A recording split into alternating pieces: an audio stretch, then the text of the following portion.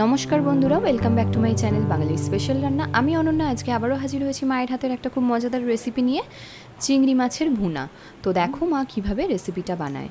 এখানে এরকম মিডিয়াম সাইজের চিংড়ি মাছ নিয়েছে। চিংড়ি মাছগুলোকে কিন্তু এরমভাবে ছাড়িয়ে নিয়েছে, মাঝখানে যে শিরাটা থাকে ওটাও কিন্তু বার করে নিয়েছে।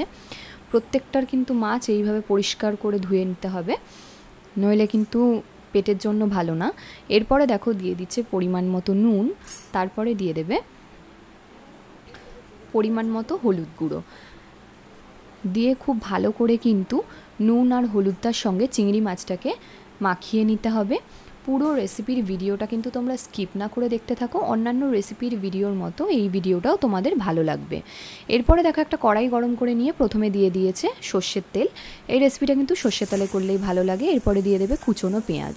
পেঁয়াজটাকে কিন্তু খুব মিহি করে কোচায়নি, নর্মাল কুচিয়েছে। এটাকে কিন্তু খুব হালকা করে ভেজে নেবে। চিংড়ি মাছের তো আমরা অনেক ধরনের রেসিপি খেয়েছি, তবে এই রেসিপিটা একটু নতুনত্ব। আশা করব বাড়িতে সবাই একটু ট্রাই করে দেখবে, নিশ্চয়ই ভালো লাগবে। তো পেঁয়াজগুলো দেখো হালকা করে কিন্তু ভেজে নেওয়া হয়ে গেছে। এরপরে কিন্তু পেঁয়াজগুলোকে তুলে নেবে একটা বাটির মধ্যে।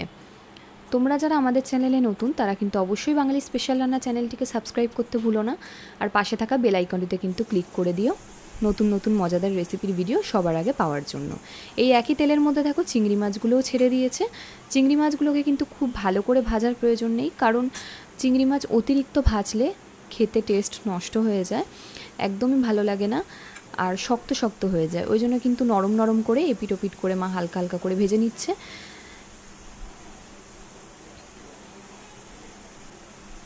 চিংড়ি মাছের এই রেসিপিটা খেতে এতটাই সুন্দর হয়েছিল যে গরম গরম ভাতের সঙ্গে কিন্তু অসম্ভব ভালো লাগে।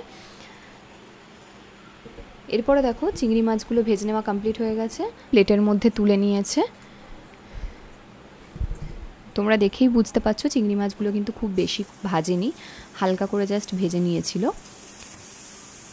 এই পর্যায়ে ওই একই তেলে কিন্তু অ্যাড করে দেবে আগে থেকে কুচিয়ে নেওয়া আরও একটুখানি পেঁয়াজ, যেটা সাইডে রেখে দিয়েছিল সেটাকে কিন্তু এবার হালকা করে ভেজে নিচ্ছে। পেঁয়াজগুলো কিন্তু অনেকটাই ভাজা হয়ে গেছে। এরপরে দিয়ে দেবে রসুন বাটা। রসুন বাটাটা দিয়ে পেঁয়াজটার সঙ্গে খুব ভালো করে ভাজতে হবে, যাতে রসুনের কাঁচা কাঁচা যে গন্ধটা সেটা যেন চলে যায়। এই পর্যায়ে দিয়ে দেবে পরিমাণ মতো নুন। নুনটা তোমরা তোমাদের পরিমাপ বুঝে দেবে। এরপরে দিয়ে দেবে হলুদ গুঁড়ো, তার সাথে দেবে লঙ্কা গুঁড়ো আর সামান্য পরিমাণে আদা বাটা। আদা বাটাটা কিন্তু প্রথমে দেয়নি, নইলে তিতকুটে ভাব একটা চলে আসে। এরপরে দিয়ে দেবে চিনি, দিয়ে মশলাগুলোর সঙ্গে খুব ভালো করে পেঁয়াজ আর রসুনটাকে কিন্তু কষাতে হবে যতক্ষণ না সাইড থেকে তেল ছাড়তে শুরু করে। এখন একটা মিক্সিং জার নিয়ে নিয়েছে, এর মধ্যে যে পেঁয়াজটা ভেজে রেখেছিল সেইটা দিয়ে দেবে। তারপরে ওর মধ্যে দিয়ে দেবে আগে থেকে ফেটিয়ে রাখা টক দই,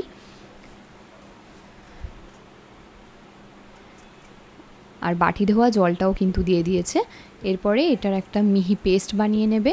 এদিকে দেখো মশলাটা কষানো হয়ে গেছে, এই পর্যায়ে দিয়ে দিতে হবে পেস্টটা, আর মিক্সিং বাটি ধোয়া জলটাও কিন্তু এর মধ্যে অ্যাড করে দিয়েছে।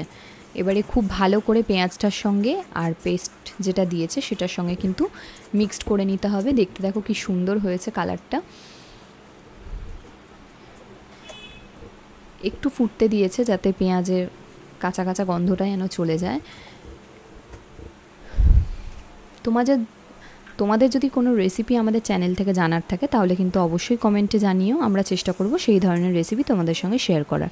কথা বলার মাঝে দেখো 4 থেকে 5টা চেরা কাঁচা লঙ্কা এর মধ্যে অ্যাড করে দিয়েছে। কাঁচা লঙ্কার যে একটা গন্ধ সেটা কিন্তু এই সময় দিলে খুব ভালো লাগে।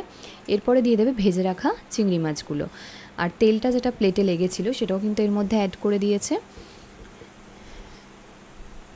এরপরে দিয়ে দেবে গরম মশলার গুঁড়ো, দিয়ে আবারও খুব ভালো করে কিন্তু মিক্সড করে নেবে। রেসিপিটা দেখতে কেমন হয়েছে দেখো, দেখে মনে হচ্ছে সেই মালাইকারির মতো দেখতে হয়েছে, কিন্তু এটা কিন্তু চিংড়ির ভুনা।